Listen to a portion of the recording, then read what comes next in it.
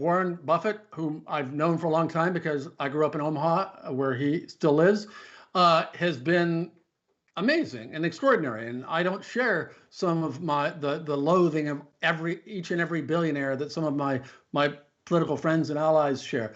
He has been extraordinary. And not only has he said that I should pay as much taxes as a percentage as my secretary, as he has said many times. He also said, as I talk about in the book, in 2005 and 2006, he said a couple of times in big interviews that got some attention at the time that, yes, there's been a class war. You conservatives are talking about how the left, such as it is fighting a class war. There's been a class war, and it's my side. It's the rich people, and we're winning, and we shouldn't be. And he said that again and again. And I remember at the time thinking, wow, good for Warren. Yeah, right. But that's just hyperbole, isn't it? And really, at that moment is when I began thinking and reading and studying more. And it ended up in this book, Evil Geniuses, but realizing that it wasn't just a poetic notion. There really had been, since the 1970s, a kind of class war on the part of the rich to transform the economy. And every graph you look at of the history of how economic growth continued going, productivity kept rising, and yet all boats stopped rising together all at once around 1980, and it wasn't by accident. So I'm glad you mentioned the Omaha connection to Warren Buffett, because I was going to ask you about that. So tell us about when you met him or first met him. Are you still in touch with him? I mean, everyone in Omaha must know each other or something. Well, yeah, because it's only 500,000 people live in the city.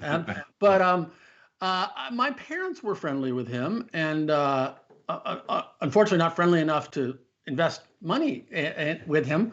But they were friendly, and I really did. I got to know him a little bit when I was older. For instance, I wrote him a letter when I and my friend Graydon Carter were starting Spy Magazine in 1986, asking if he wanted to invest in Spy Magazine.